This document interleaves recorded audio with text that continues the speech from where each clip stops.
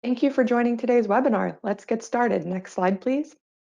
Hello, my name is Nicole Appenzeller, and I work at the Center for Sustainable Energy as the project manager for the California Electric Vehicle Infrastructure Project, better known as CALeVIP.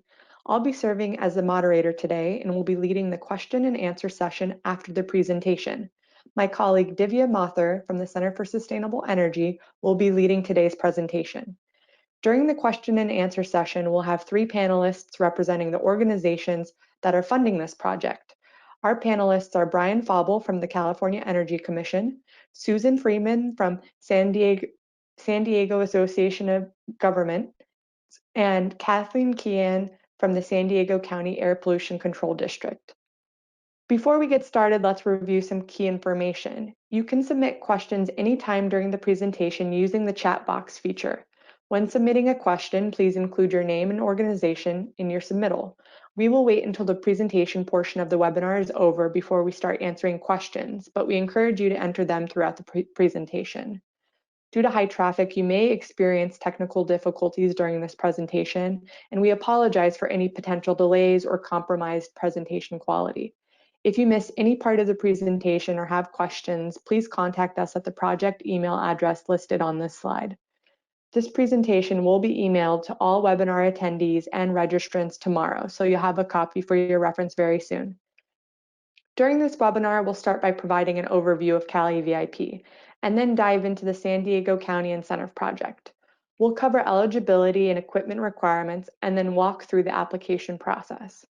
After the presentation, the second half of the webinar will be held for questions and answers, where you'll have an opportunity to ask any questions before you prepare to apply. I'll now hand it over to Divya Mathur to kick off the presentation. Awesome. Thank you, Nicole, for that introduction. Good morning, everyone. My name is Divya Mathur, and I work at the Center for Sustainable Energy as project coordinator for the California Electric Vehicle Infrastructure Project, or CALeVIP.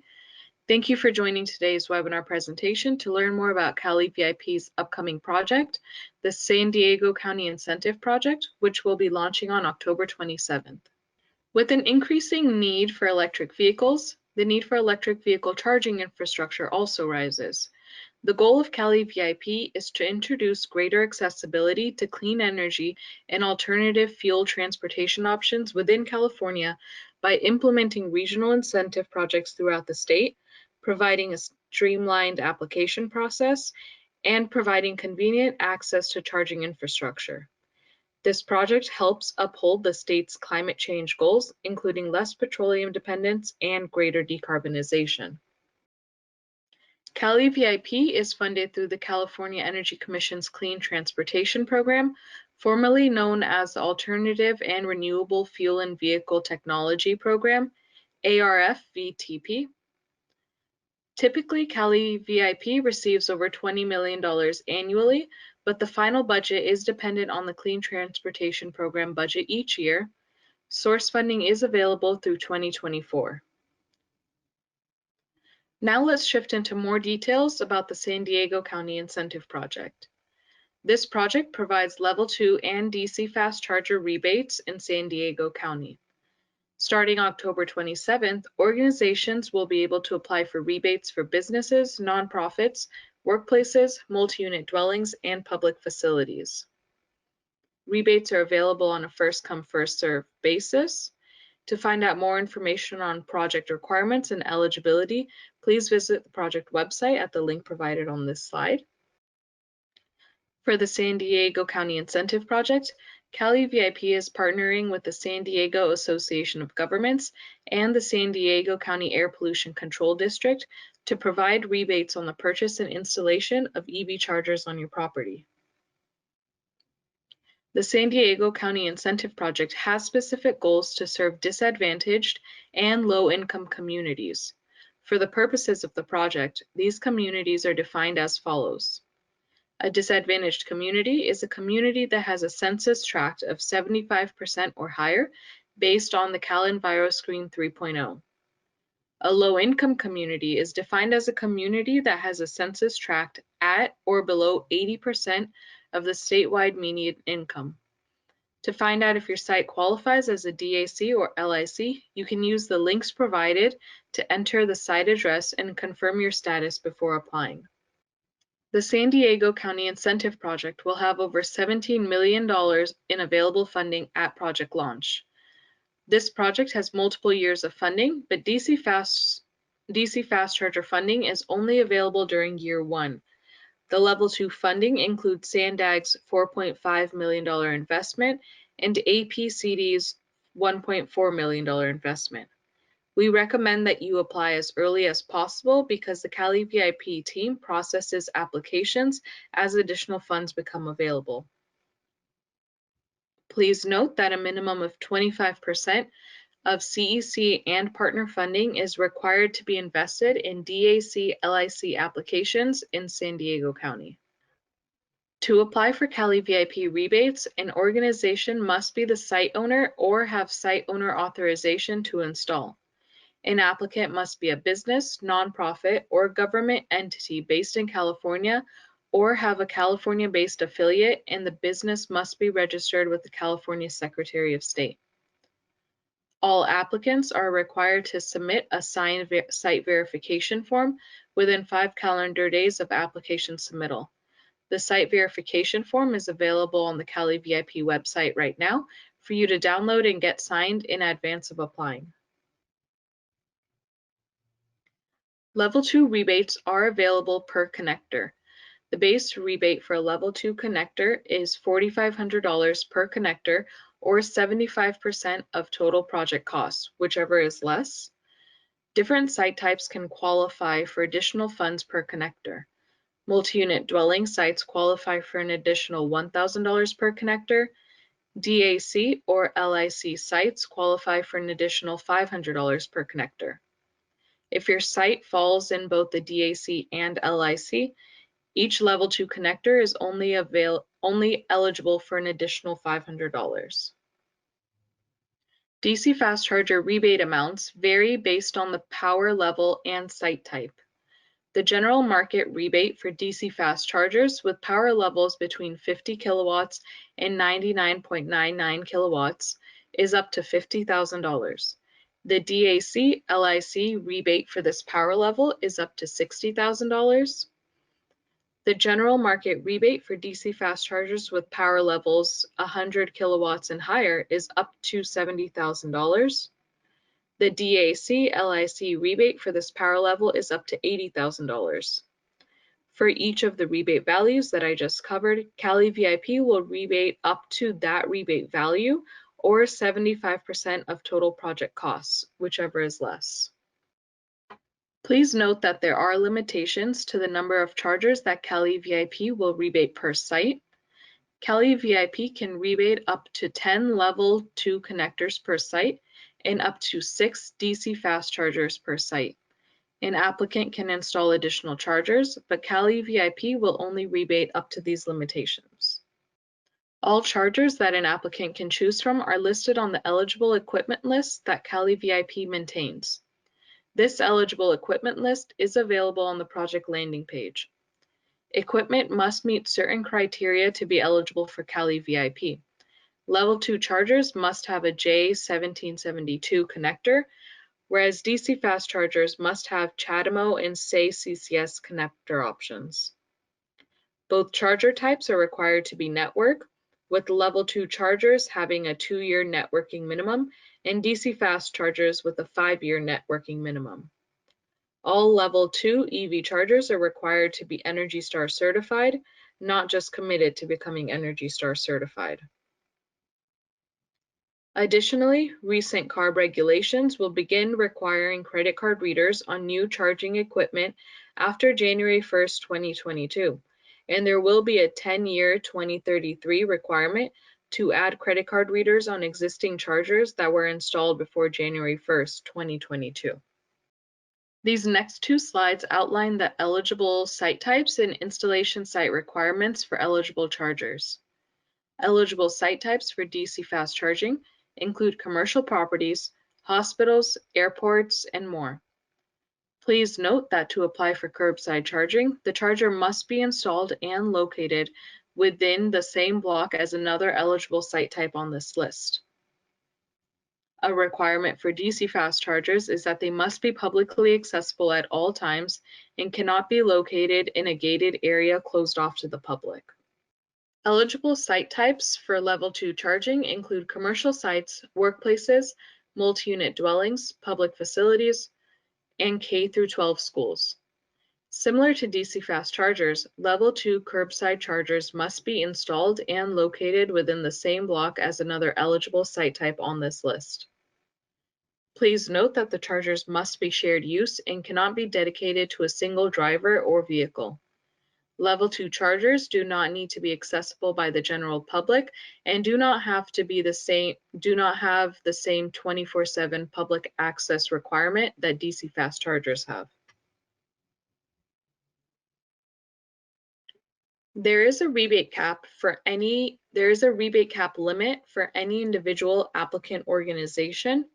An applicant can have multiple applications, but the total funds reserved amount cannot exceed the active cap limit. The maximum funds reserved amount for an applicant's active applications in San Diego County is $720,000. Once an application is completed and paid out, the applicant is eligible to apply for additional funds. Here is an example to clarify that cap limit. An applicant can have multiple active applications but cannot exceed the cap limit of $720,000 in reserved funds. Let's say an applicant, Fauble Company, files 3 separate applications, one application for $200,000 and 2 applications for $260,000 each, totaling $720,000.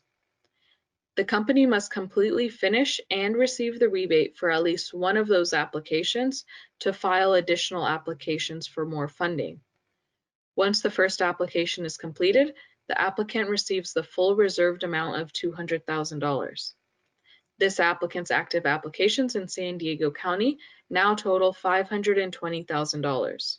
As a result, the applicant can now apply for up to $200,000 in new applications in San Diego County. A variety of costs are eligible for CALeVIP, including equipment and installation costs. To be eligible, these costs must be incurred after funds have been reserved for your application. Design, engineering, and utility service costs are the only types of costs that can be eligible prior to the funds reserve date. Design, engineering, and utility service costs are eligible if incurred starting August 24th, 2020, but are incurred at an applicant's own risk. While many costs can be covered through CALeVIP, there are a few costs that are ineligible. Some ineligible costs include permit fees, project costs not related to the EV charger installation, and costs paid for by other rebate or incentive programs. Please contact the CALeVIP team if you are unsure if a cost that you're planning to incur is covered by the project before you apply. CALeVIP has several new important requirements, starting with the Sonoma Coast Incentive Project and all future projects. All applicants must submit a site verification form, regardless of site ownership status.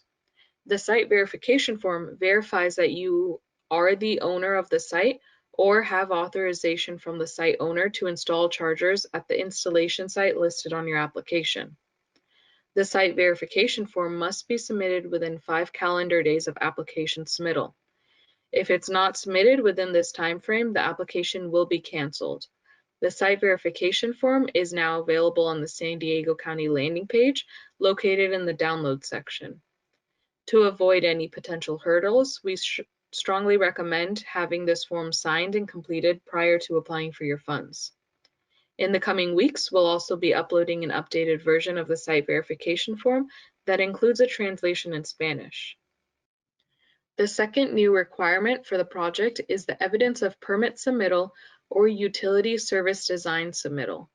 This requirement was created as a way for CALeVIP to check in on the progress of each project and identify any hurdles during the first 2 months of funds reservation. The applicant must provide either evidence of permit submittal or evidence of utility service design proving that their project has made progress within 60 calendar days of the fund's reserve date.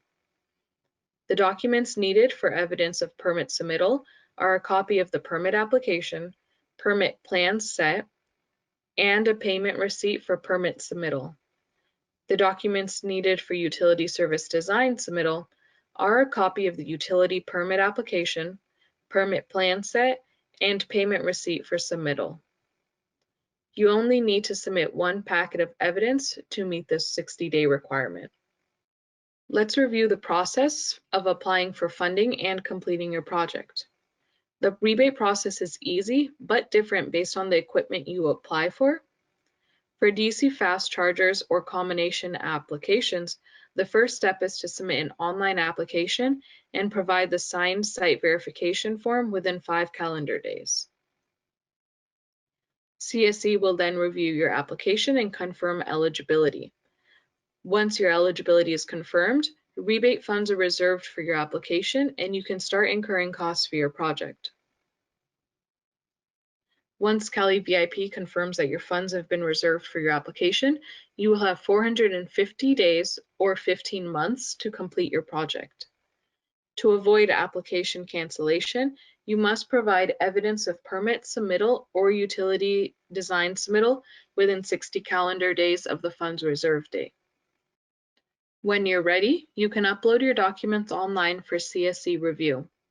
If you applied for a milestone payment, step 6 is the delivery of your milestone payment check. To apply for a milestone payment, you need to submit at least a permit and design engineering invoice, but can include any other eligible costs incurred after funds have been reserved. The milestone payment is calculated at 45% of actual costs for non-DAC LIC applications, or 48% of actual costs for DAC LIC applications. The milestone payment is not to exceed 60% of total reserved funds for the application. The final step in the process is for you to upload your remaining documents online, and CALeVIP will complete review of those documents. Once your application is approved, CALeVIP will mail your rebate check within 15 days. The process for applying for Level 2 rebates is similar to applying for DC fast charger rebates, with the main difference being that Level 2 charger applications are not eligible for milestone payments. For Level 2 only applications, an applicant has 270 days or 9 months to upload all documents for final payment. Once your application is approved, CALeVIP will mail your rebate check within 15 days. We've now completed the overview of the project requirements and eligibility criteria for the San Diego County Incentive Project.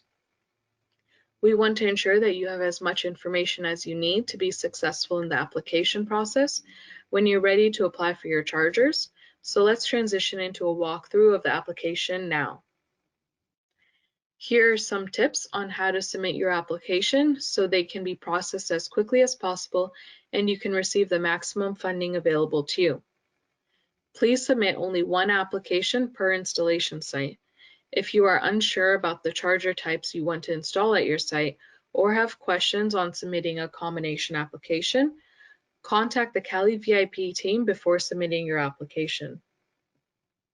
If the technology type you are interested in applying for has less funding available than you would need,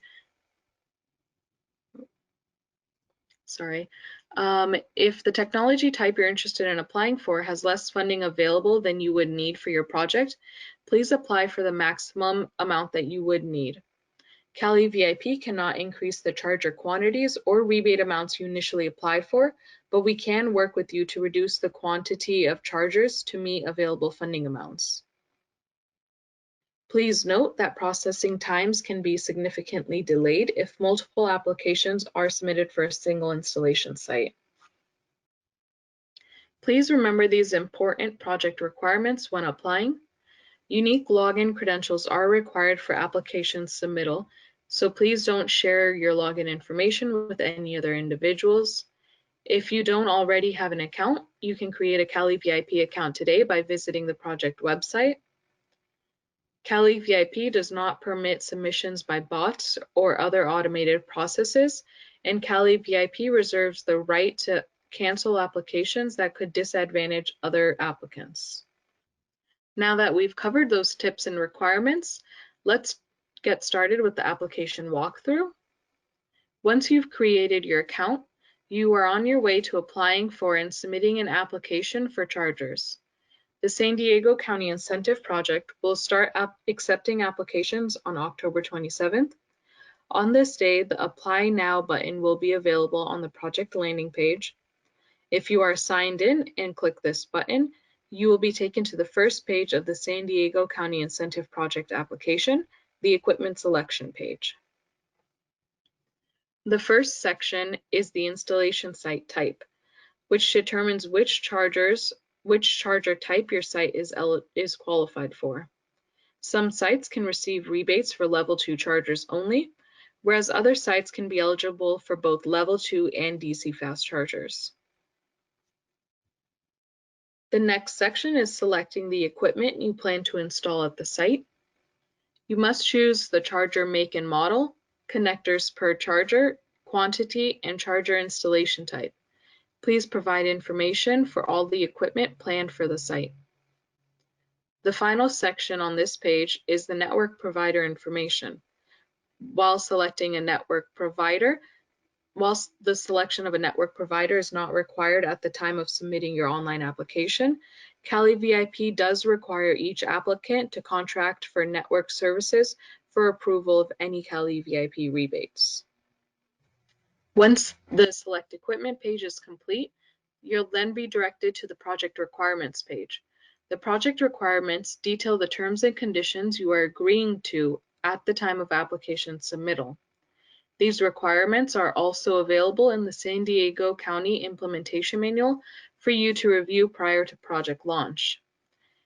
Please be prepared to read through all items carefully and click Accept and Continue when you're ready to move on.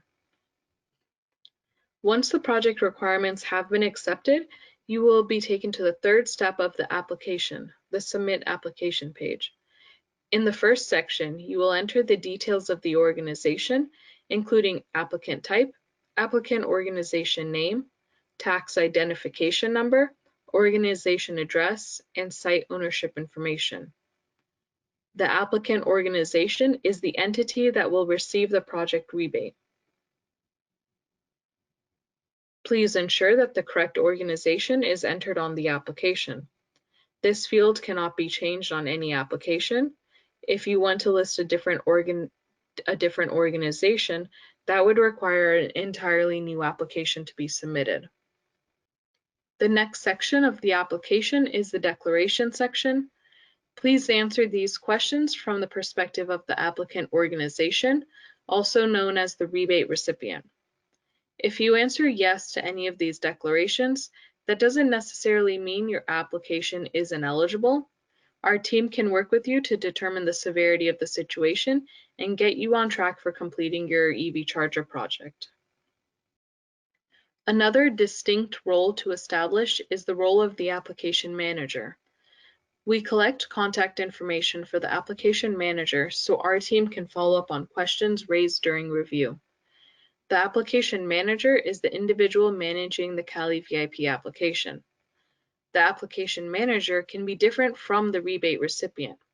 For example, if an EVSP is submitting an application on behalf of a site owner and is planning to lead document collection and upload, the EVSP would be the application manager for the project. Here are the details that must be entered for the installation address. The installation street address must be entered correctly. To ensure that placeholder addresses aren't used, changes to the installation site address are not allowed. If you want to change the address, you will need to submit a new application for that different address. Please ensure that the installation site is within San Diego County. The application will receive an error and will not be submitted if the installation address is not within San Diego County. You must also enter the cross streets to the installation site. This is important information to help us locate where your chargers will be installed if the project is curbside charging.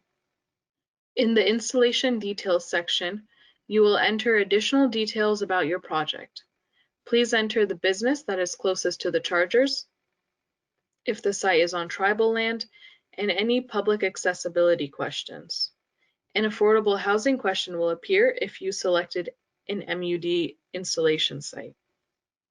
The online application includes several research questions which help our team's research efforts. These questions don't impact your application, but we ask that you provide honest answers based on your current project plans. The research questions request more information on the existing need for chargers, fees, charger ownership and operator, and the total number of parking stalls dedicated to EV charging. Low carbon fuel standard is a policy designed to reduce greenhouse gas emissions from transportation fuels in California and encourages the use of low carbon fuels. The last question on the application requires information on who will claim the value of the LCFS credits generated by the EV charger installation. Once you're in the application, you're able to choose one of these answers that are here on the screen.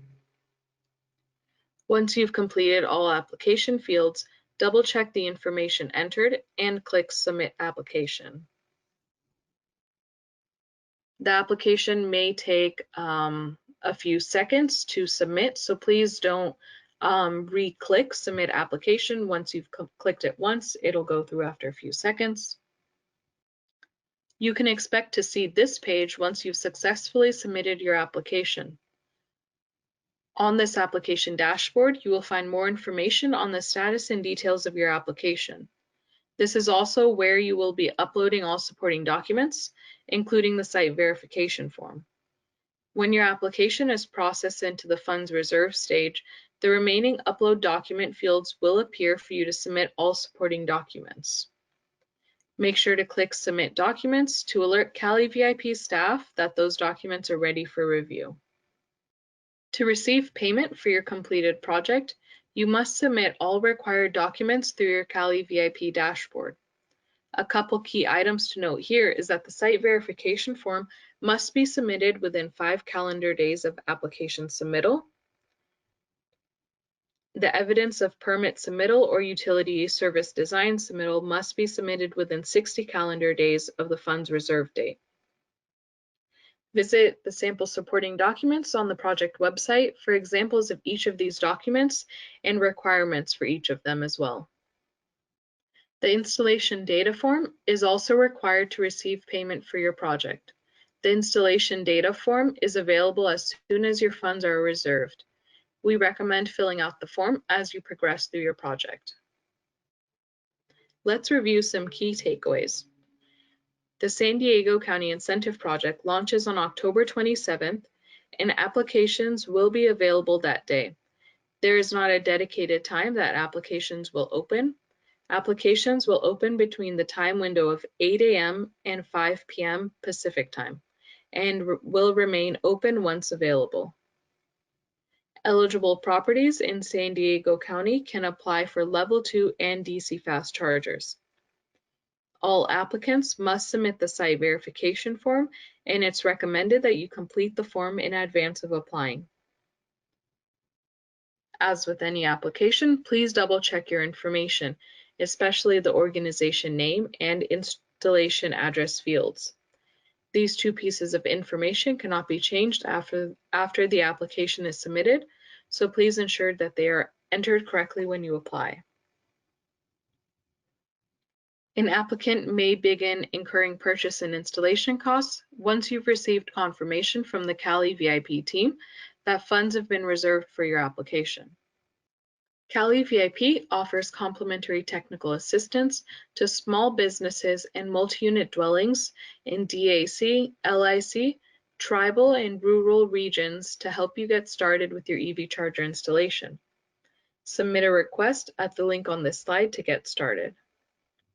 Additional technical assistance offerings include EVITP training, bilingual materials, and permit streamlining training. The CALeVIP technical assistance team is hosting 2 upcoming webinars this month. The first webinar, Streamlining Permit Processing for Electric Vehicle Charging Stations, will be hosted on October 20th from 10 a.m. to 11:30 a.m. The second webinar, Learn How to Get Certified for EV Charger Installations, will be hosted on October 22nd from 1 to 2 p.m. As Nicole mentioned earlier, this presentation slide deck will be emailed out to attendees tomorrow, October 7th, so you will have access to these registration links tomorrow. Another great feature of CALeVIP is CALeVIP Connects. Through Connects, businesses can submit their profiles and gain regional project leads sent directly to your inbox. Individuals can also search on CALeVIP Connects to find installers, electricians, and more in their project area. Stay connected with the project through CEC's CALeVIP docket. Through the docket, you can submit and view comments, download past presentations, and sign up for the CALeVIP listserv. You can view the CALeVIP docket by using the link on this slide. Now is the time for questions and answers. Our panelists for today are Nicole Appenzeller from the Center for Sustainable Energy, Brian Faubel from the California Energy Commission, Susan Friedman from San Diego Association of Governments, and Kathleen Keehan from the San Diego County Air Pollution Control District. If you'd like to ask a question, please submit the question now in the question box feature on the GoToWebinar control panel. Please make sure to include your name and organization in the question. Before we get started, please keep these important items in mind before submitting your question. The webinar presentation will be emailed to attendees on October 7th, and the webinar recording will be emailed out on October 19th.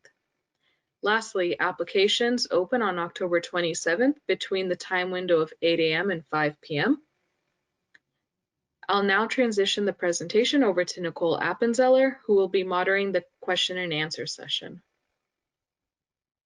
Great, thank you, Divya. And thank you for all of you who have entered questions during the presentation. Keep entering them and we'll plan to use the remaining time to go over all of these questions. So to kick it off, we received a question from Jerry asking, is funding available for chargers on public property? For example, schools, parks, libraries, grocery stores, restaurants, hotels? And the answer is yes. Based on our eligible sites, different types of sites are eligible for different types of chargers, but a general rule of thumb is that for public spaces and spaces that might be more private, like a school or a multi-unit dwelling, those are going to be eligible for level 2 chargers, and there are more requirements for DC fast chargers. So one of the critical requirements for DC fast chargers is they must be available to the public 24/7 and must be one of our listed eligible site types. So grocery stores, restaurants, and hotels are eligible site types, but based on your site type, I encourage you to visit our website and see if you see your site type listed, and follow up with our team if you don't see your site type listed or if you have any other questions around the eligibility of your specific site. So thank you for that question. Katie had a question about credit card requirements and asked, does it count if the credit card details are uploaded to the driver's app for payment when scanning a QR code on the charger? And the answer is yes. If you choose to require payment for use of the charger, the equipment must be able to accept some form of credit card payment and must be able to accept more than one form of payment. So the equipment is not required to have a credit card reader installed, but credit card payment must be accepted in some form. And that could be via app, toll-free number, or other forms. Again, it's up to the site host if they want to require payment at all. Payment's not required based on CALeVIP requirements, so that's up to the site host or property owner to determine if they want to charge for use of the charger. So thanks for that question, Katie. Nicole, sorry, on that, can you explain the difference again, that is CALeVIP's current requirements, but note again of the future CARB regulations? Yes, I can do that. And we'll just bring up that specific language since I know there's some detailed language based on that requirement. So note that earlier in the presentation, Divya specified that there's some upcoming requirements related to payment. So Senate Bill 454 requires credit card readers on new DC fast chargers installed after January 1st, 2022, and level 2 EV chargers installed after January 1st, 2023. Previously installed chargers must be upgraded with credit card readers when replaced or by 2033. So that is an important nuance to take into account. So based on your plans and the type of charger, you should take that into consideration as you determine if you want to put in a credit card reader. While that won't be required immediately, that's something to just take into consideration for your future planning. And if you wanted to look at that specific language and reminders of those specific timelines, those are available in the slide deck, which will be available to all attendees tomorrow. Is there anything else that you wanted to add around that requirement, Brian? No, I think that was pretty much it. Basically noting that with this project launching in late 2020, if applicants utilize the full installation timeline for fast chargers, since these are going to be public, and if you have payment required, which most do, you'll need to be complying with that unless you can do an installation very quickly before 2022. Level 2 chargers, people really don't have to worry at this time, as you have much more larger window for that to happen, unless you're going to be applying for SANDAG and APCD's, third year funding. That's when level 2s will likely need to comply with that. Thank you. Great, thanks, Brian. And as always, if you have any questions about those upcoming requirements, feel free to reach out to our team so that you can get that support in advance of your installation project so you can plan accordingly. So thanks for those questions on credit card readers, Katie. Daniel had a question around level 2 charging, asked, it was mentioned that chargers may not be dedicated to a single driver. How many drivers must be allowed access to the charger in order to qualify for the rebate? And the idea here is that it would be a shared use space, so it wouldn't be a space dedicated to a specific user or reserved parking, but overall the requirement is it must be accessible to more than one driver. But in the spirit of CALeVIP, we're thinking the more the merrier. So that is the current requirement. But if there's more individuals that can have access to that specific site or that parking space, that is beneficial. But for level 2 chargers, we know that they do not need to be public chargers. So based on your site type, if you have any follow-up questions on shared use, please feel free to reach out and we can confirm any additional details for you, Daniel. And I just add that, for shared use where you are going to be restricting, who may or may not be able to use it, think of like a workplace. If you want this to be private workplace shared use, it should be eligible for everybody, all employees at that workplace. If it's going to be an MUD unit, and you want to restrict it just to residents, it should be available to all the residents. It should not be a, okay, these 3 residents only get it. At any site, if they are all related to that site, they likely should be eligible to use that charger. Thank you.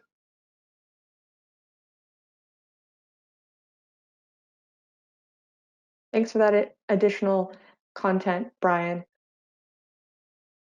And then I've got a question that I'm going to ask for your support on, Brian. Justin asked, are rebates offered for level 2 and level 3 EV chargers that are not tied to the grid? For example, independent, solar powered, EV autonomous renewable chargers? So I would say potentially. So our fast chargers must be grid tied. Those have high power demand and must be grid tied Level 2s, we are exploring different eligibility right now with different technologies. So solar is possible, but again, solar is not an eligible cost at this time. So you would be incorporating the solar panels on your own expense. But I'd say let's follow up with that question to CSC in writing, and they can give you a more formal and detailed answer and kind of progress that we're making later. Great, and just to add on to that, you can view our eligible equipment list at any time. It's available on the website. So if you wanted to get an idea of what equipment types and models are eligible now, please take a look there. And as Brian mentioned, please reach out to us if you have questions or a specific charger that you're looking at installing and you don't see it on our list. We're happy to provide more information on eligibility around any specific chargers. Great, so David had a question asking, can a site with one address but multiple buildings, for example, a campus that has unique meters, apply for multiple rebates? If it's determined on a case-by-case basis, what is the best way to get the case reviewed? So if for CALeVIP, we're looking at individual installation site addresses for eligibility. So I think the main thing for a campus or a larger business park is if the installation site has individual addresses or unique addresses, then it can be eligible within the same campus or same space. It would be allowed per our current policies.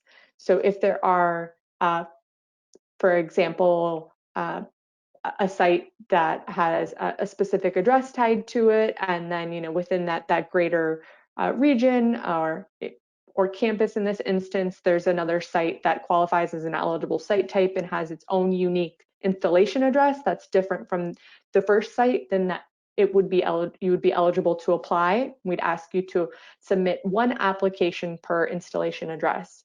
So based on the site that you're thinking about, if you have any follow-up questions around your specific site, please feel free to reach out to us ahead of launch so we can provide you with more information and determination so that you have that information going into the application process. Thanks for that question, David. David had another question asking, does the person filling out the online application have to be from the applicant organization? And the answer is no. CALeVIP is set up to be flexible, so any individual can fill out the application. But if you're applying on behalf of an organization who will be the rebate recipient, it's important for you to have some information available before you apply, including their tax identification number, the organization name, and it's important to have that name match what is on the Secretary of State business lookup. So make sure that you have the official name as well as information on the organization address. There were some other specifics that Divya included in the presentation that are important as well. So I would recommend that if you're not from the applicant organization yourself, you just review, the application process walkthrough once you get the slides tomorrow, so you have a good understanding of what topics we'll be asking and you've got those questions ready. Thanks for that question, David. Greg had a question saying that his company has 2 sites that they'd like to install EV chargers on. Do we apply for both? And then can't start the second project until the first project is completed, or can we only apply for one and then can't apply for the second project until the first project is completed? So please, if both sites are kind of ready to go, you've already done that initial planning, we encourage you to apply for both sites on application day, as we will process applications on a first come, first served basis. So once that apply now button goes up, we will continue to accept applications until the project is closed. So we're constantly receiving applications and we're building up our application queue. So for anyone that has multiple sites that they're looking at, we encourage you to apply for them as soon as you have all of that information available so that you can have a place in line for your site. Since we are accepting applications, and then we'll be processing applications for first year funding this year, and once more funding becomes available in years 2 and 3, we'll be picking up applications from the application queue we already have formed. If you have 2 sites or more that you're thinking about, you should take into consideration the maximum funds reserved amount. And that maximum funds reserved amount for an applicant's active applications is $720,000. So if your 2 applications are within that limit, you can proceed with both projects once funds are reserved for your applications. But if your 2 applications exceed the $720,000 limit, when you combine them, then you'll have a couple of options. You'll have the option to modify your applications to be within that limit. So you could decrease the number of chargers so that you're within that $720,000 limit, or you'll have to wait and focus on your first project and wait to complete that before you're eligible to reserve more funds for your second project. So we recommend applying for your highest priority site first, since we process applications on a first come first served basis. And if you have any questions on what the rebate amount might be for your sites and you want to take that into consideration ahead of launch, feel free to reach out to us. We can provide you with information on what each site rebate amount might be so that you can determine the order and sequence of your applications. So thanks for that question, Greg. We've got a question around LCFS, the low carbon fuel standard, and I'm going to ask Brian for some support with this question. Jim asked, how do you determine who will claim the low carbon fuel standard for a condominium complex? Brian, can you help answer that question? Sure. So Jim, I'd say that is up to you. With CALeVIP in this San Diego County Incentive Project, CALeVIP is not imposing any requirements or restrictions on how the owner of the equipment utilizes their LCFS credit. So there is a resource available on the landing page for this project that has information around LCFS, as well as a couple of different options that the owners have with their options. So it's totally up to you how you would like to use it, and we are not going to tell you what to do with it. But there's options of assigning it to a EVSP, EV service provider or manufacturer. Sometimes you can get discounts on services or equipment. You can assign it to an aggregator that might manage it for you over time and basically make it a lot less work for you and sell it and then just take a share of the profits. Or you can also assign it to other local jurisdictions that might be aggregators if you kind of want to donate it or sell it off if they're offering any compensation for it.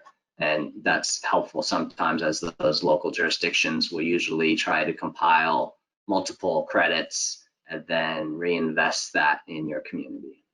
So lots of options. Great, thanks for your help answering that question, Brian.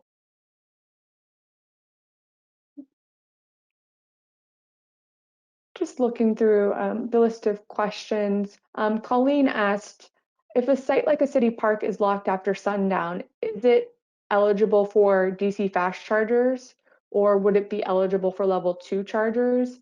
So for a site that doesn't provide 24/7 access to the public, that site would not be eligible for DC fast chargers, since that's a core requirement for DC fast charger eligibility. But the site might be eligible for level 2 chargers. So there's more flexibility with level 2 chargers. We know that some sites cannot be accessible 24/7, or for some sites like a workplace or a multi-unit dwelling, there might be a gate between the chargers and the general public. So if your site does not provide 24/7 access to the public, or is behind a gate, then encourage you to look at the list of eligible sites for level 2 chargers and determine if your site's eligible for level 2 chargers, since there's more flexibility for level 2 charger eligibility. Mark had a question asking, would a dual nozzle level 2 charger be eligible for 2 times the $4,500 incentives? And that is correct. For level 2 rebates, they're per connector. So based on the level 2 equipment that you're looking at, we determine the rebate amounts by the number of level 2 connectors. So if you have a dual connector or a single connector, you would just multiply that by the rebate amount to determine how much rebates would be eligible. So for the instance of a dual connector level 2 charger, you would multiply 2 connectors by the incentive amount, which is starts at $4,500. So thanks for that question, Mark. Eleni had a question asking, will applications be accepted on a waitlisted basis until additional or future funding is available? Will those waitlisted applications already be in queue? And the answer is yes. So as mentioned previously, applications are going to continue to be accepted as the Apply Now button is open. So we work through that application queue and process that application queue through for year 1 funding. So at this time, there's only 1 year of funding available, and those funding amounts were provided earlier in the presentation, but we'll be processing applications up to that amount. And then once year 2 funding becomes available next year, we'll continue processing applications in the queue, and we'll be communicating with applicants. So if you've been on the wait list and funds are reserved for the year, we'll be planning to send out a communication just letting everyone know. So if you wanted to pursue other funding sources or can't afford to wait around until next year's funding, we'll be communicating that out to everyone that is on the wait list so that you can make an informed decision to choose whether to stay on the wait list or cancel your application if needed. So once your project site is ready and you've done some planning and determined that you're eligible, we encourage you to apply once those applications are open on the 27th. So we always encourage you to apply as early as possible. Thanks for that question, Eleni. Bob asked, we are planning to install some chargers in our facilities parking spaces. Are the funds available for these, since it may be treated as private property, but available 24/7 for employees? And yes, it sounds like you might have an eligible site for level 2 chargers. So for sites that might be private or are behind a gate, again, level 2 chargers might be eligible for your site. One key thing to mention here for the San Diego County Incentive Project is that fleets are not available sites. So if the purpose of your site is to use it for your fleet, that is not an eligible use for this project. But if you are functioning as a property that is providing charging to employees, you might qualify as a workplace. So if you have any questions about eligibility for your specific site, please feel free to reach out to us and we can confirm that ahead of launch.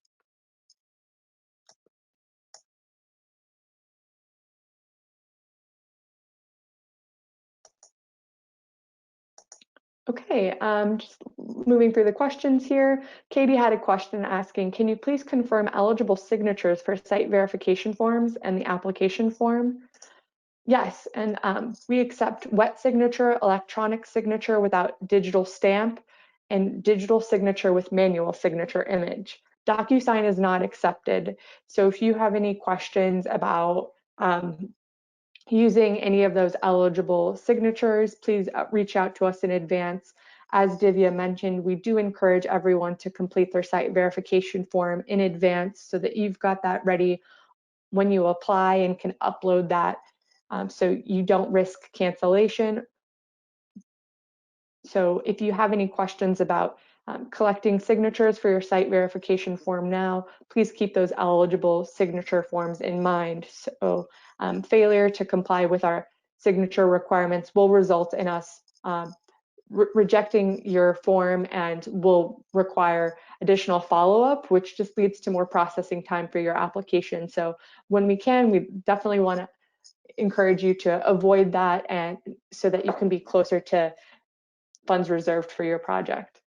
So thanks for that question, Katie. Here's another question I'd like to ask for your support on, Brian, and it's from David. He's asking, does CALeVIP require ADA spaces be created, or only when required by the AHJ? If a site has assigned parking and granted ADA exemption, can that project qualify for the rebate? So I would say CALeVIP requires all applicants to follow all federal, state, and local laws and ordinances. So California does have a ADA accessibility requirement for chargers, and that is up to your local jurisdiction to interpret their own way. But ultimately, chargers have spacing and striping requirements based on the number of chargers you have. It really varies if you have a 1 to 4 versus a 5 to 20, which that's mainly going to fall in our window. It scales up beyond that. But as a dedicated ADA accessible restricted, and I mean like the blue sign or striping, that is typically for the installations of 5 to 20, and it usually is required to be in the van accessible size space that must be done. So I would say CALeVIP just tells you to do what your local jurisdiction requires you to do and follow the laws. And so I would look to your local jurisdiction for their specific requirements.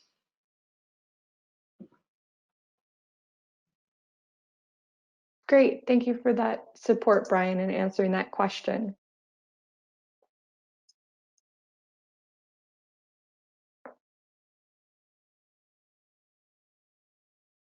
Just going through the list of questions here and catching up on some of the most recent questions submitted. David asked, if a site has a long-term lease from the city of San Diego and operates the site, can they sign the site verification form, or does it need to be the city? For the site verification form, that should be the property owner of the site or a representative of the property owner. So specifically for this site, we'd be looking for a representative of the city of San Diego. I don't think the site operator would be eligible in these circumstances, but understand that it may be difficult to get a signature from the city. So I think I'd ask you to follow up with us directly, David, so that we can help provide you with support in advance of launch to determine what kind of signature you can get for that site verification form. We definitely don't want that to be a holdup for your application process. And since the site verification form is due within 5 days of application date, it'd be great if you can get in touch with us and follow up with our project team so we can provide you with assistance in advance of launch. So thanks for that question and look forward to connecting with you. David had a question asking, when can we submit the application to reserve funds? Is that now, or must we wait until 10/27? And yes, you will need to wait until October 27th when applications become available to the public. As Divya mentioned, and as is listed on this slide, applications will open between the time window of 8 a.m. and 5 p.m. on October 27th and will remain open once available. So one thing you can do if you're excited about applying is complete your site verification form. That is due within 5 calendar days of your application date. So that is something that you can download now on the project website that's listed on this slide and collect signatures on in advance of launch. So that's one less thing you have to worry about. Once you submit your application, you can upload it immediately, and then we'll be ready to process your application. So please let us know if you have any other questions around preparing your application. Robert asked, did you cover the amount max per location when applying for both level 2 and DC fast chargers? There are a couple of maximums that you should take into consideration. There's a $720,000 maximum per organization for reserved funds. So that means that you can have up to $720,000 in total rebates reserved for your projects, and that can be focused on one project or multiple projects, but that is the cap. And the idea there is we want to provide more opportunity for multiple organizations to participate in the project. So once you do finish your project and receive payment from CALeVIP, you are eligible to have funds reserved for more projects. We're just capping that at $720,000 per organization. There's also a max number of eligible chargers, both for level 2 and DC fast chargers per site. So that's per installation address. So you can apply for up to 6 DC fast chargers and up to 10 level 2 connectors per site. You can always install additional chargers, but they will not be eligible for CALeVIP funding. So if you're looking to maximize your rebates through CALeVIP, you can take into consideration that max of 6 DC fast chargers per site, max of 10 level 2 connectors per site. So thanks for that question, Robert.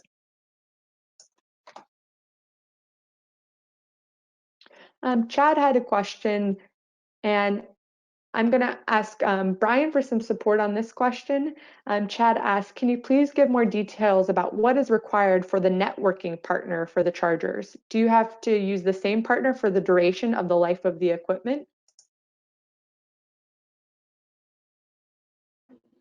Yes, so networking is required, and you must have, depending on your technology, a 2-year networking agreement before your application or before your project's done for level 2s, and 5-year for DC fast chargers.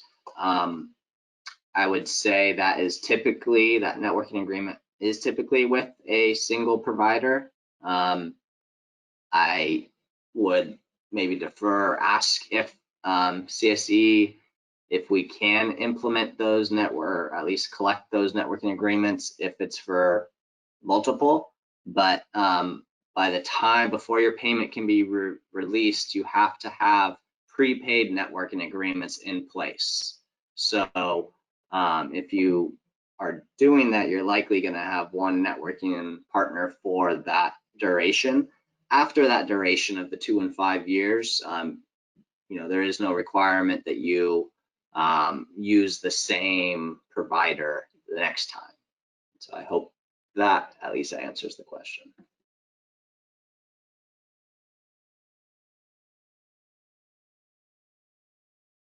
Great, thanks for that support, Brian.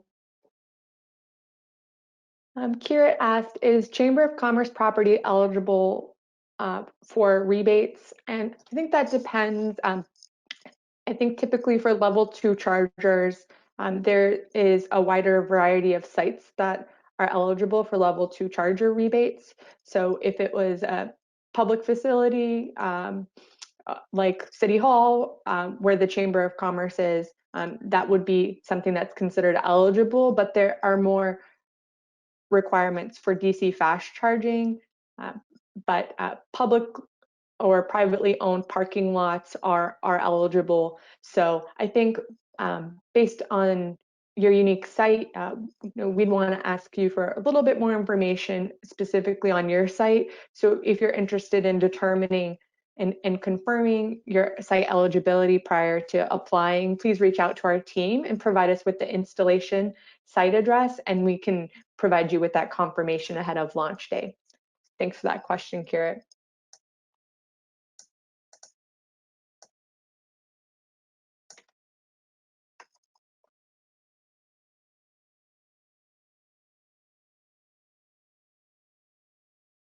So I had a couple questions received around site verification forms. So I'll try to group a couple of these questions together so I can provide more information on the site verification form. So Davina asked, at time of application, do I need to upload the site verification form? And that is highly encouraged because site verification forms are due within 5 days. So that's why we encourage everyone to prepare in advance and get that site verification form completed in advance of launch on the 27th. So that's something that you don't need to be at risk for in terms of a cancellation. In the event that you do not upload your site verification form, we will cancel your application. So it will be beneficial if you can prepare that in advance. But you do have that 5-day period, so it's not required to upload it at time of application, but strongly encouraged. And then related to that, someone asked, does the timeline immediately start on reservation of funds? And the timeline does start on that application received date. So you have a 5-day period after the date that you submitted your application to complete that site verification form and upload it to us. Again, that site verification form is available on our website now and is available for download. So it's a 2-page form where we're asking for signatures from the applicant organization, the owner. So that's something that we hope you can collect in advance and upload as part of your application when you apply on launch day. If you have any other questions around site verification form, please reach out to us in advance so we can help clear up those questions before it will be due for your application. So thank you both for your questions around site verification form.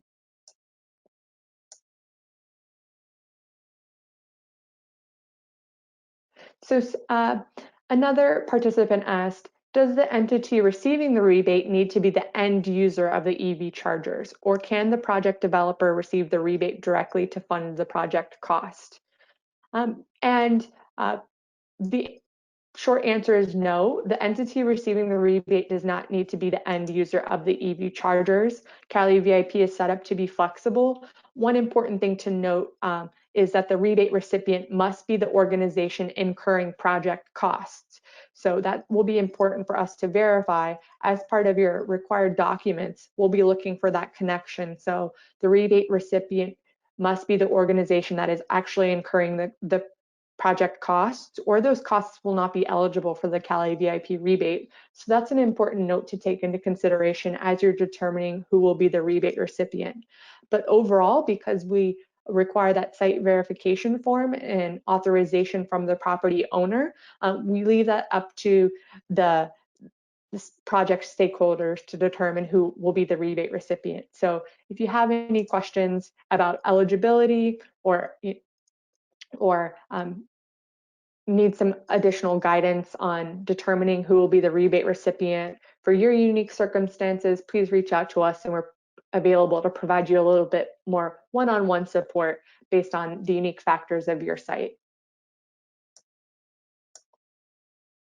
I'm just going through some of the last questions here, and I think we are wrapping up on some questions, so I just want to do a call out.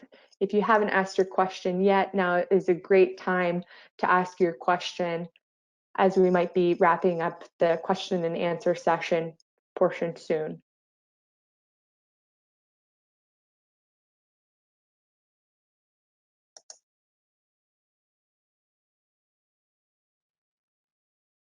So Daniel asked, applications are open between 8 a.m. and 5 p.m. Is this Monday through Friday only or every day of the week? And that's a great question. Thanks for asking it, Daniel. That time window only applies to the 27th. So that's to say that the Apply Now button will go up sometime between 8 a.m. and 5 p.m.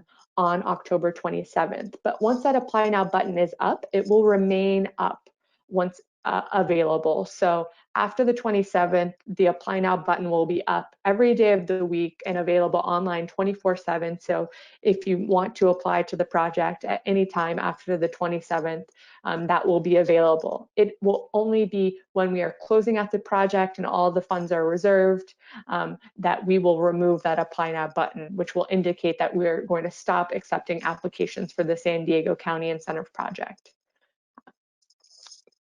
So thank you for asking that clarifying question.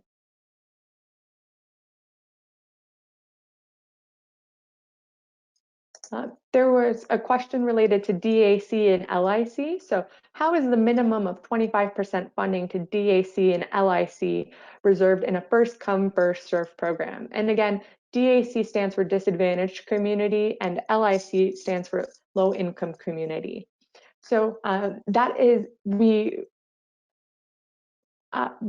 process on a first come, first served basis, but we know that we need to meet a minimum of 25% of funding to DAC and LIC reserved applications. So what we will do is we will process up to that point of 25% of funding, and if need be, we will then prioritize DAC and LIC applications in order to meet that 25% minimum. That we generally have a mix of DAC and LIC applications kind of coming through in our natural order of applications, but in the event that we need to, we will prioritize and pull up, if you will, DAC and LIC applications in order to meet that 25% requirement. But that will only be when we've reserved the other 75% of funding for applications that are non-DAC or non-LIC. So if you have any additional questions on what that means for applications, more than happy to answer your questions about how we process and how we ensure that we meet that 25% funding requirement for disadvantaged and low-income communities. Another participant asked, if we are awarded funding, but for some reason the project does not go ahead, what happens to those funds? Are there penalties for not proceeding with the project? And the answer is those funds will go back into the CALeVIP funding pool. They'll go back into the funding bucket for this project and become available for a future application. So there aren't any penalties for not proceeding with the project. We ask that you communicate with us throughout your project. So if you are experiencing roadblocks or hurdles to completion, please let us know and we can provide you with hands-on support to try to overcome any roadblocks that you're experiencing that might result in your project not moving forward at all, or might result in you needing more time to complete your project. And there are, go ahead, Brian. I was just going to add on that we encourage all applicants, if you are submitting an application, that you pretty much are ready to move forward.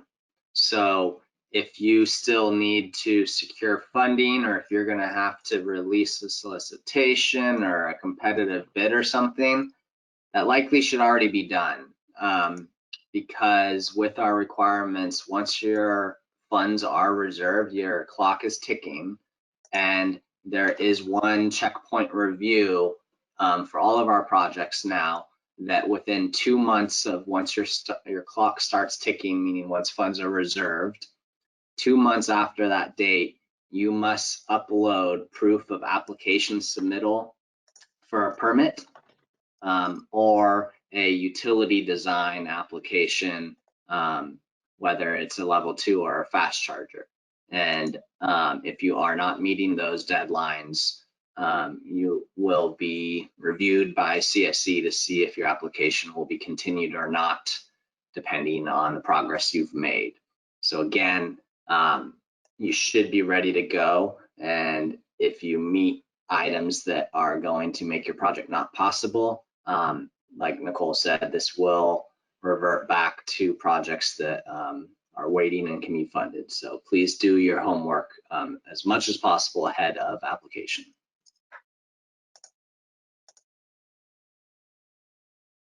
Thanks, Brian, for your support on that.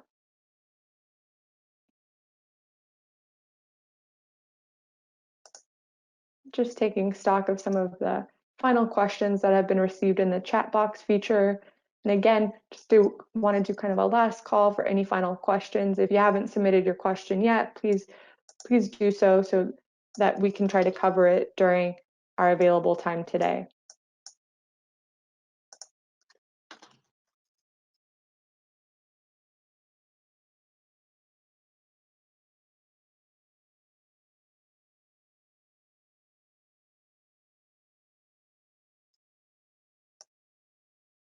There were a couple questions around next year funding. So as Divya mentioned earlier in the presentation, we have multiple years of funding available for the San Diego County Incentive Project.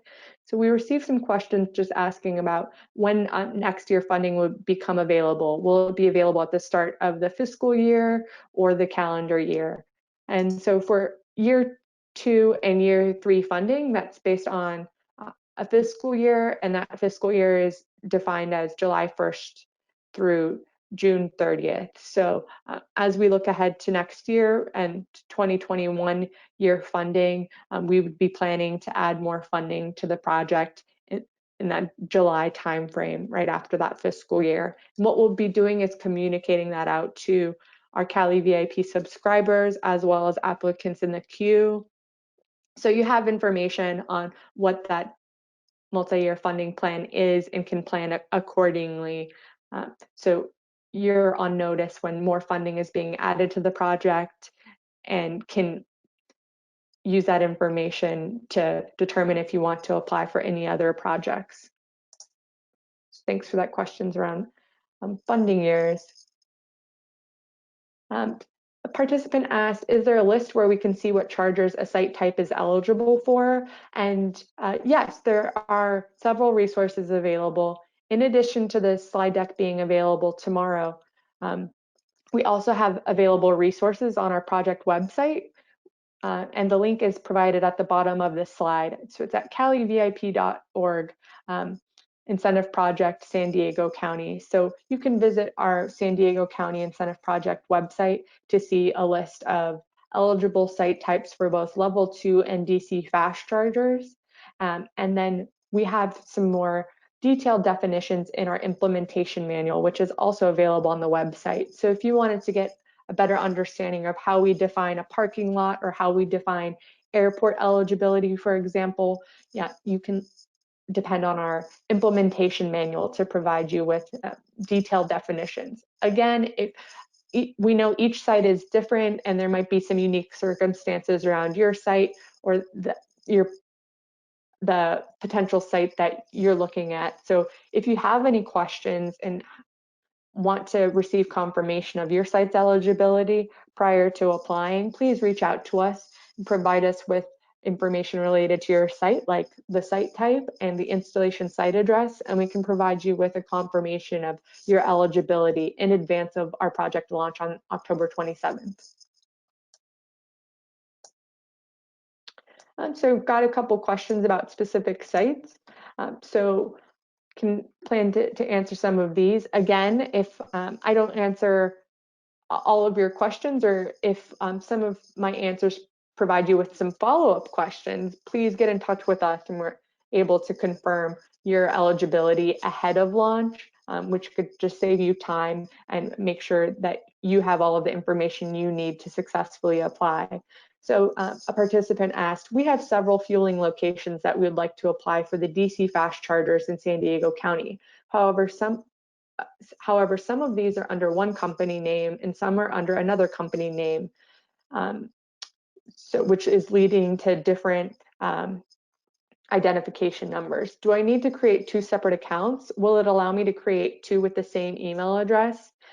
So for account creation, that doesn't need to be tied to a specific business necessarily. That's not going to limit you in what you can apply for. So for example, I could set up an account right now with my name, but I would have the flexibility to apply for a site for multiple businesses using my individual account. So it isn't until the application form that we're actually going to be collecting information specific to that site or business. So that shouldn't be a limiting factor when you're creating an account. So unless you need to keep that information separate for some reason, then you can move forward with one account, and that might be a more efficient way for you to track all of your applications and manage them, because your account will also allow you to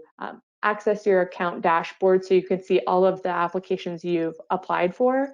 So if you want to keep track of that through one account, you can do so. But if you want to set up 2 separate accounts to keep track of two sets of applications, then you're certainly allowed to do so. One thing that is important is, and that Divya mentioned earlier in the presentation, is you need to have a unique login for the purposes of submitting applications. So it is not allowed to share login account information for application submittals. So if your company has multiple applications that you're trying to submit on application day, please make sure each individual who will be applying has their own unique login credentials for submitting applications. So for example, I wouldn't be allowed to share my login with my colleagues so that we could submit applications. But if 5 of us were submitting applications, each of us would individually need to have our own unique login. So that's just another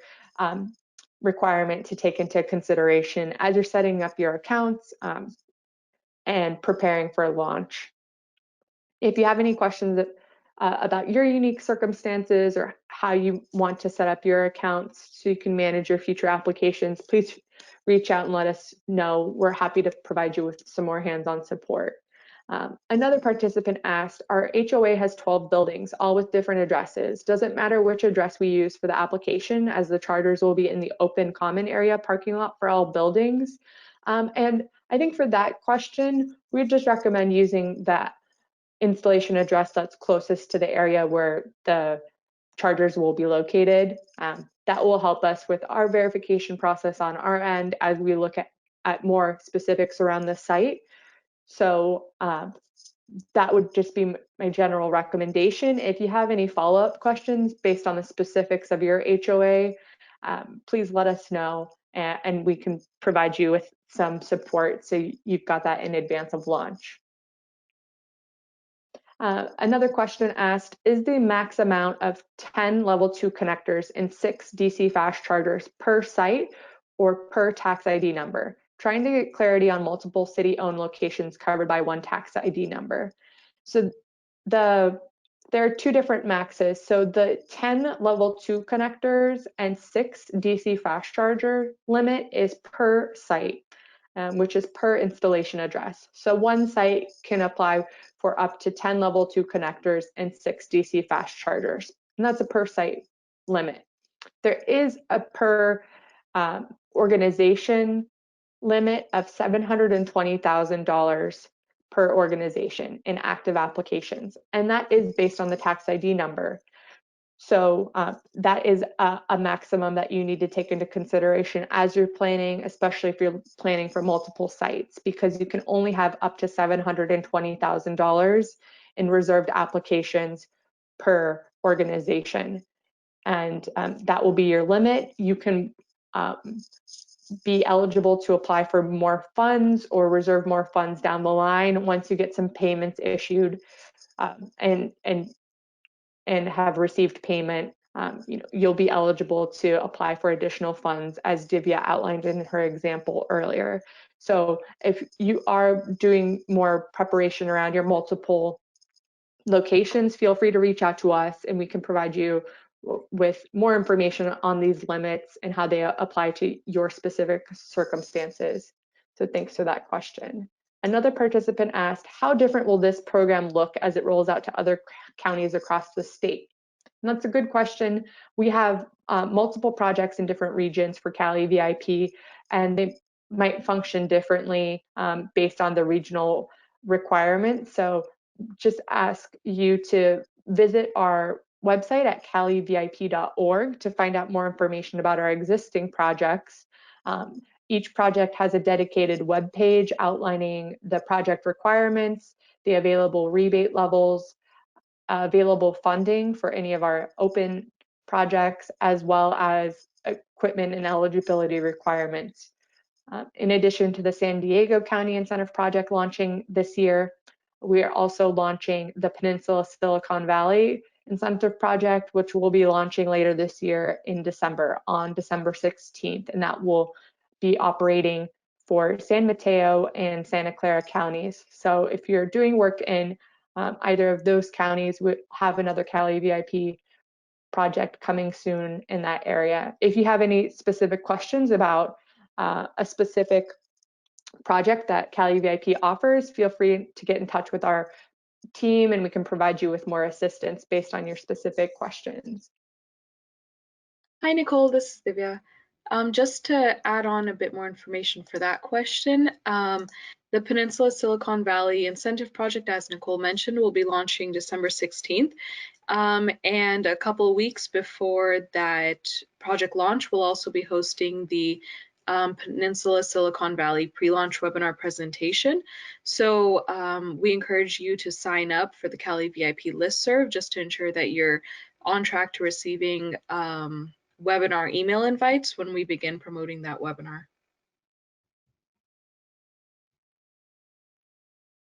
Great, thanks, Divya.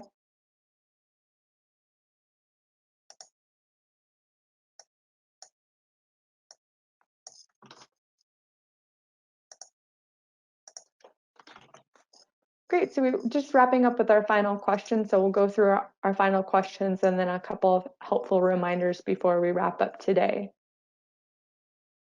I received a question about the CALeVIP Connects from a participant asking, I would like to register my firm, but we don't fit one of the categories. We are an architecture firm working in parking lot electrification, solar carports, and EV charging.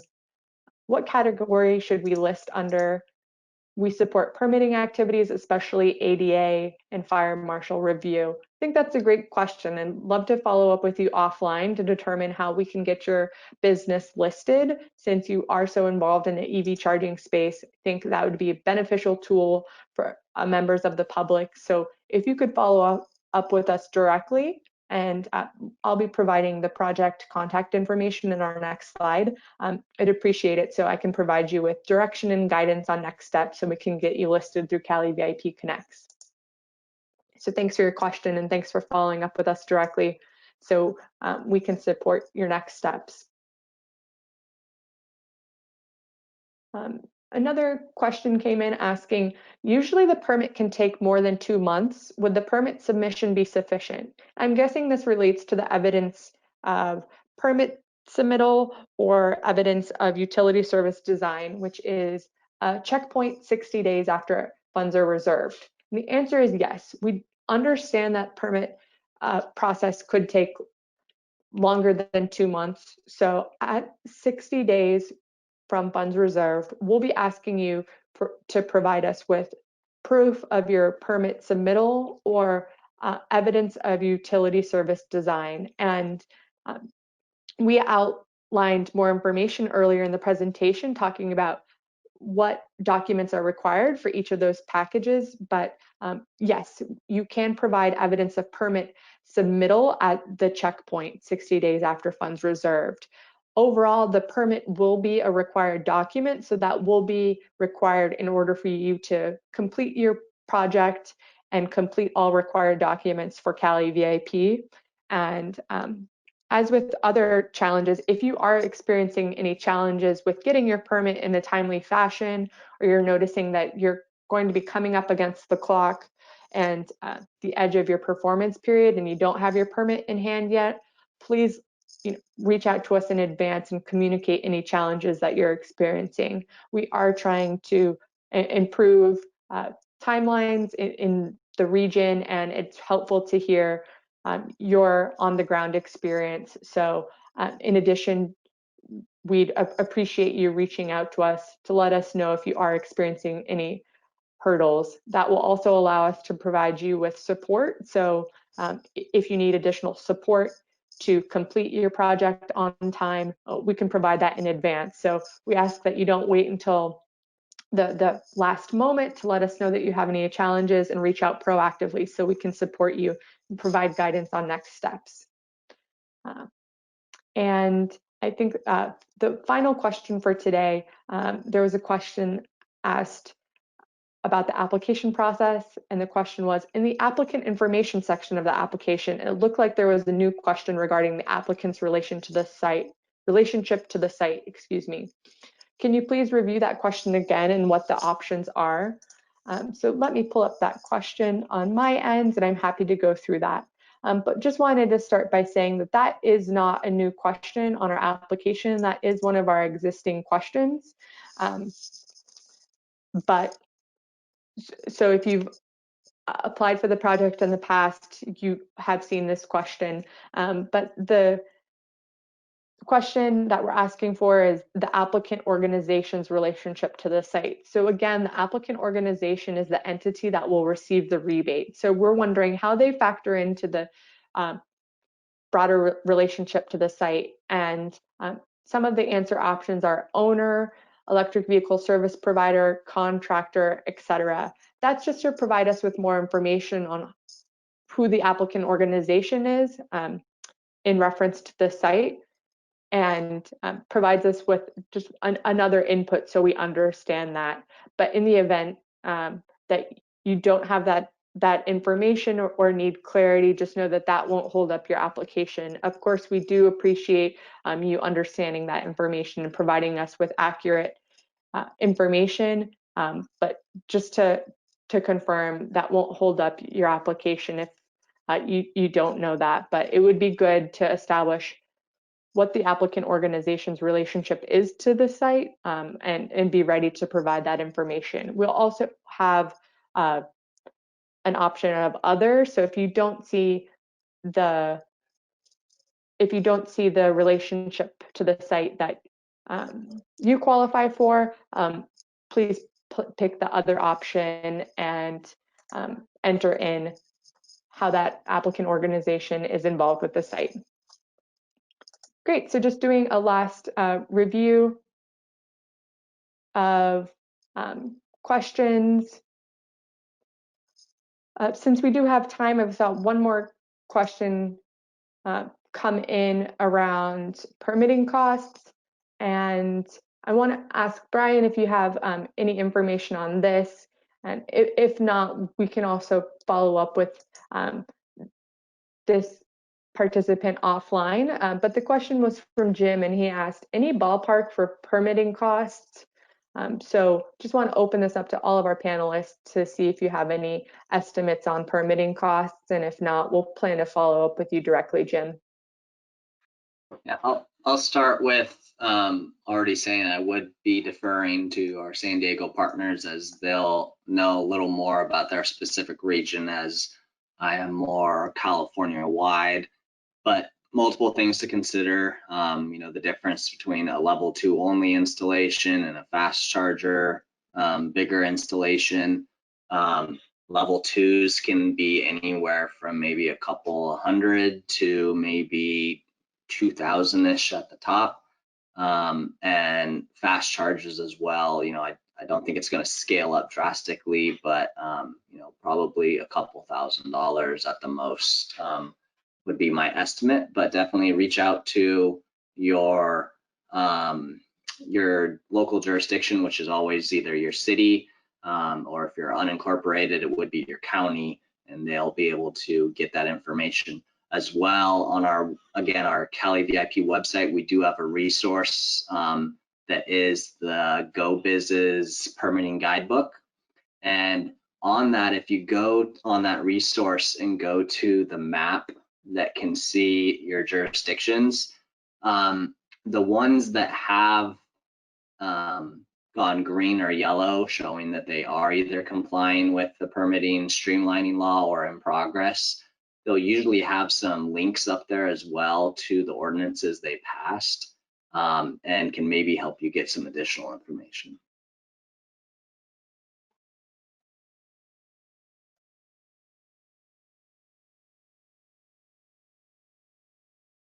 Great, thanks for that information, Brian.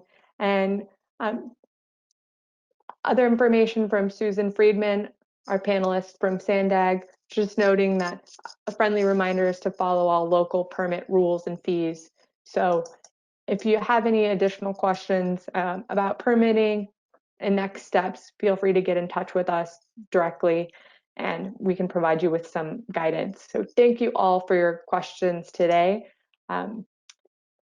This will conclude our question and answer session. And so I'd like to provide you with some helpful information and reminders before we close out today's webinar. Great, so thank you again for participating in today's webinar. In the event that your question wasn't answered, please reach out to our team via phone or email using the contact information listed here. For more information on the San Diego County Incentive Project or to prepare to apply, please visit the project website listed at the bottom of the slide. Friendly reminder that applications will open on October 27th, and you can complete your site verification form in advance so that you're ready to upload it on the day that you apply. To receive CALeVIP news and future updates, subscribe to the CALeVIP email list on the website. Thank you again for attending today's webinar and enjoy the rest of your day. This concludes today's webinar.